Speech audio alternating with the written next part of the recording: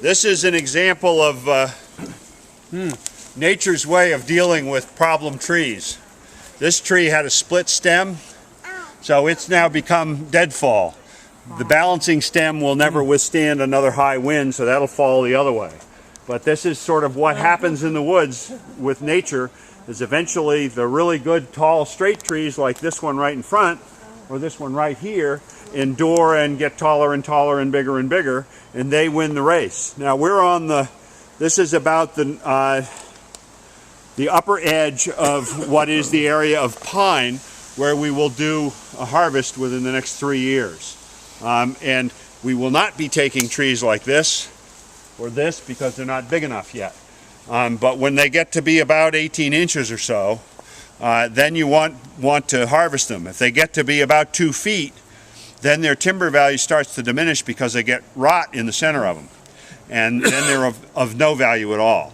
So the idea is to harvest at the optimal time and be prepared to do it, at whenever you need to. So that's the point of this exercise. At the same time that they harvest, they will not take everything. They will take bad trees, and I'm trying to find an example of one. Probably, see this pine right here? See how it's got a bend in it? Yeah. They'll take that even though it's not much bigger than this, because it's not a really healthy tree. So we'll take the best and we'll take the worst and leave what's younger and likely to become like the best to continue to grow. And normally you'd pay a forester 15% of the value of the cut to come in and mark it. I'm not going to do that.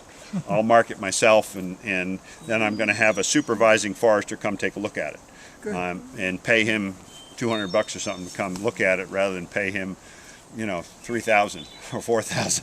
Thank you, Peter. Does anyone know that bird that's singing up here? Warbler. You were just hearing a wood thrush. Yeah. It's a wood thrush. That one is. Well. Eventually they will. Still, he does all this. He knows the people.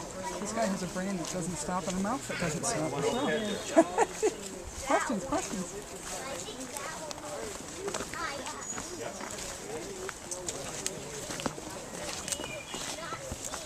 Wood thrush, right? Isn't that what he said? Yes. Yeah. That's one of the sounds that I think. Right.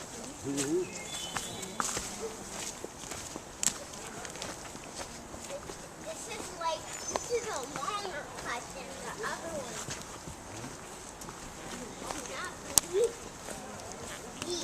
I bet the excavator had a long way. Yeah, you did. And you better be careful. Yeah. Like, be careful. Yes, you would.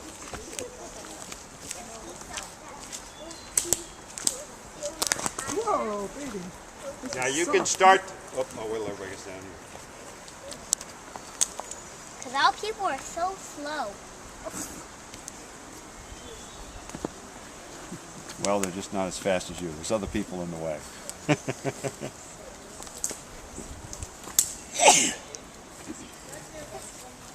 Have you seen any newts, Peter? No. No newts. Any moose? Orange newts. Oh, newts. Yeah. Yeah, I had a whole bunch of them fall into a bucket in the basement. Oh, really? Yeah, died. Unfortunately. Well, I'm glad they're around, though. Oh yeah, we have. Good, because they went away with the DDT. Okay, if you look out through just below us here and ahead, you notice that the forest starts to take on a little different demeanor. How it's filled with a lot of really large trees and not too many small ones doing very well. Well, that's what happens when the light begins to diminish. You're in the middle of what's some of the cream of what we're going to take. For instance, that tree over there will be taken, and if you'll notice, that tree from the ground up to about 20 feet has almost hardly a limb on it. That'll produce clear timber. That'll be a very high value tree. A tree like that has 1,000 board feet of lumber in it. This would have about the same here. And going through, those two will be harvested. We'll take this crooked little bugger right here. Anything else that looks like it's not so good, this one will probably come because it can get a series of short logs out of it because it's a crooked tree. But we'll leave the better you know, under 18-inch diameter trees. Market value of 1,000 board feet? At the mill, right now, a little over $300. I would not sell the timber for any less than probably $350 or higher. And what I will do is I will actually go to individual mills and invite them to come after I've marked it and to look at the quality of the timber and make an offer. And it'll go to the highest bidder. So I'm not going to just take a pig in a poke and get the local mill to do it, as much as they would like me to, because they look at this stuff and drool. And this is better quality pine than you get out of most stands around New Hampshire. This is excellent stuff. So we will be adequately compensated when the time comes. And Pete? How did I know you were going to have a question? Pete? Yeah. Hey, this might be your protege. Why You never know. That, She's the only why kid is on the that wall here. tree right there not so high? It's dead. Top's all gone off. Yeah, I think it was too high and it fell. Well, it will fall. But look at all, see all the ones that fell? Yep. Yeah. That's all. Those are all fir trees. They all fell because they don't live very long. Yeah, but evergreens stay on their trees in the winter. The legals do. That's right.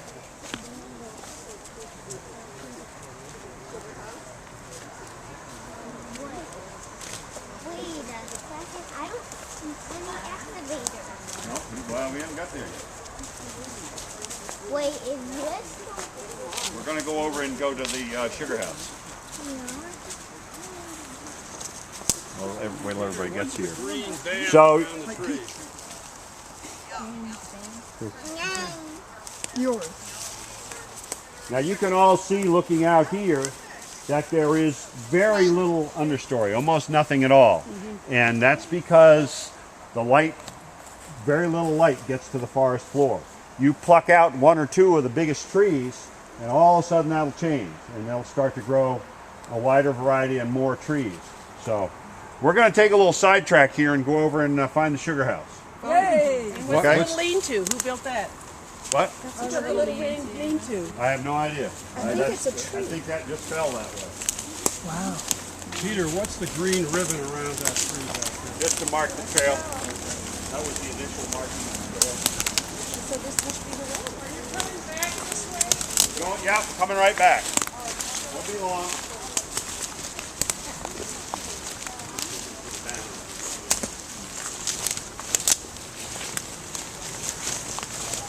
Isn't it a great sound, Oliver, what it would make when you walk?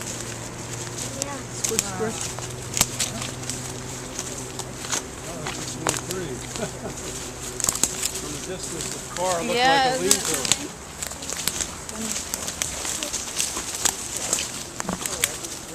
Now this is yellow, the other one is green.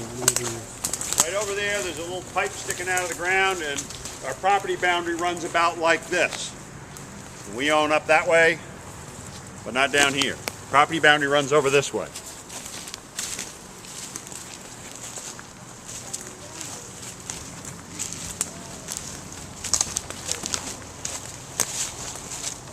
Pete, this is a long track. Yeah, it is. So, Peter, are you saying that the yellow things are our boundary markers or tree Pretty markers? close, yeah. Close. That they're marking. They're not precise, it's just as a guide for the surveyor. It's telling you which way the sugar house is. Yeah, sugar house is right up here. Yeah, right in front of it. Can't see it. It's all falling down. Right here. These little ones.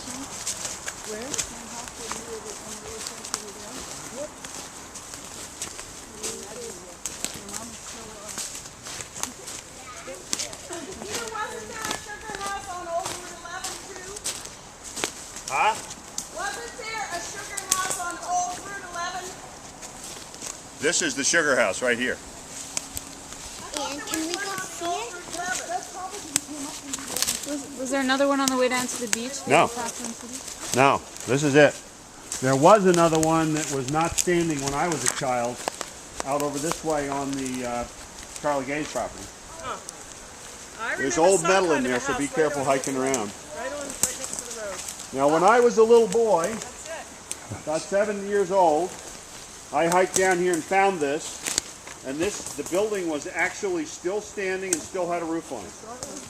So that was 60, just under 60 years ago. This still has one quarter set here and over there, and it went over this. The brick structure is the arch, which is where you build the fire. The pans that they boil the sap in are over there. Most of the buckets are gone. It was primarily wooden buckets. And I think there's some telltale around here of, here. These are hoops that were around that formed the wooden buckets. Okay, and the larger hoops you see here, Pam isn't with us. Well, gathering tanks. That was for, those hoops held the gathering tanks together. And then these pans were what they boiled the sap in. They'd boil, and they'd have one boiling pan, and the second one was a finishing pan. So this was all through the 1800s? Yes, up till the 38 hurricane. There's nothing left now of the original stand of trees that they used. They all got knocked down in the 38 hurricane. And as you can see, we're growing some lovely pine up and back here. And on the forest management plan, it'll refer to a 4.8 acre area of pine. And that's it, just above us, from here up to the woods road. And Pete, was this a very safe house A long time ago it was, yeah.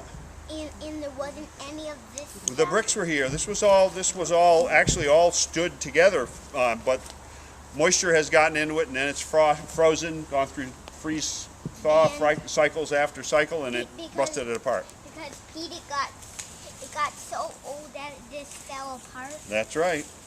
Boy, I wish I knew what their thinking was to not build it up again. Because there's no sugar maples. Oh, they did, yeah. They all got knocked down They in all 38 got hurricane. knocked down. That's- So there was no sugaring to do. Yeah. No, Amazing. it was pointless to have the facilities. Plus, I'm sure that as times changed, priorities changed. By the time they had supermarkets, you know, Aunt Jemima's was probably good enough, although it isn't for me. But anyway. I tried getting my children to think syrup Now, once they knew it. If you continue, as you can see, the sugar house is actually the yellow ribbons there on pieces of wire in those trees, barbed wire, and that marks the edge of the boundary and angles up like this and ends up at the end of that wall that I was telling you about where that pipe was. So, Who ran the sugar house now? I'm assuming that it was built of sawn timber. So my guess is that we built it since we owned it, and so it would have started with great-grandfather. You wait a sec. Started with great-grandfather, and then Bompa probably when he was a kid, but as an adult, I bet he never dealt with this at all. We had so much to do with I mean, he was contracting then, so it was, you know, there isn't time. I mean, I can tell you, I did it on a small scale with just the trees on the farm, as did my father, and it takes time and energy, and I finally threw in the towel because it just, for what you got out of it, you had to either love doing it or there was no reason to do it because there was no economy in it. Just stoking the fire, because we've done it, Kath and I, in upstate New York, Yeah. and it's... Well, it takes, if you have really good sap, 25 to 30 gallons of sap to a gallon of syrup. Average quality sap, 40 gallons to a gallon of syrup. Now the trees up on Stanley Farm had a 4.5% sugar content, which is unbelievably high, which is one of the reasons I enjoyed doing it. And so we got a ton of syrup out of it. Whoops, Jesus, find me anywhere. You're not fire chief anymore. My wife. Hi. I'm in the woods. I'm down at the sugar house.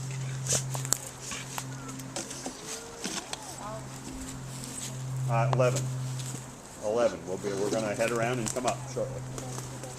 Can you bring me some butter from the grocery Okay, store? there. I got a whole group of people here. Bye. Pick me up a gallon of maple syrup. That stuff is expensive. Sounds like Carolyn with me. That's the syrup pan, and that was where they drew the syrup off.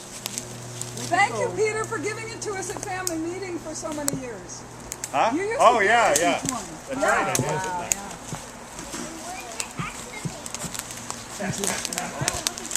Hey, Oliver, I want to show you something. Oliver, Oliver. come on back here. I want to show you something before we go.